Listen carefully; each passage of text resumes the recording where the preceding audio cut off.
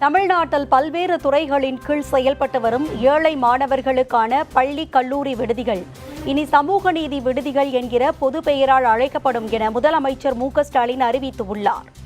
முதலமைச்சர் மு.க.ஸ்டாலின் வெளியிட்டுள்ள அறிக்கையில், நமது சமுதாயத்தின் பல்வேறு பின்தங்கிய பிரிவுகளை சேர்ந்த மாணவ மாணவிகள் தொடர்ந்து கல்வி பயின்றன.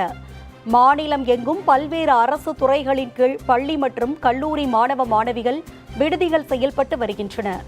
727 பிற்படுத்தப்பட்டோர் நல விடுதிகளில் 41,194 மாணவர்களும், மிக பிற்படுத்தப்பட்ட 455 நல விடுதிகளில் 26,653 மாணவர்கள் தங்கி பயின்று வருகின்றனர்.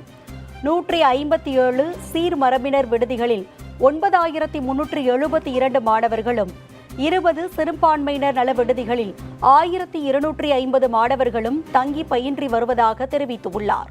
மேலும் 332 ஆதி திராவிடர் மாணவர் விடுதிகளில் 98,909 மாணவர்களும், 48 பழங்குடியினர் விடுதிகளில் 2,190 மாணவர்களும் சேர்ந்து கல்வி பயின்று வருகின்றனர். இவ்வாறு தமிழ்நாடு முழுவதும் உள்ள 2,739 விடுதிகளில் 1,79,568 மாணவ மாணவிகள் பயன்பெற்று வருகின்றனர். மாநிலத்தின் அடித்தட்டு குடும்பங்களை சேர்ந்த இந்த மாணவர்களின் வாழ்வில் ஒளியேற்றும் அதே வேளையில், நமது எதிர்கால சமுதாயத்தை ஒரு சமத்துவ சமூகமாக உருவாக்கிட சாதி சமய உணர்வுகளை களைவது இன்றியமையாதது என கூறியுள்ளார்.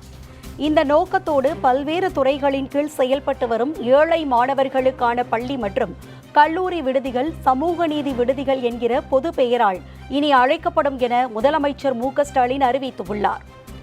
தற்கால இளம் சந்ததியினர் அனைவரும் சாதி வேறுபாடு இன்றி ஒன்றே எதிர்கால தமிழ் சமுதாயத்தை சமத்துவ சமுதாயமாக கட்டமைத்திட இந்த முயற்சிகள் அடித்தளம் அமைக்கும் என முதலமைச்சர் மு.க.ஸ்டாலின் குறிப்பிட்டுள்ளார்.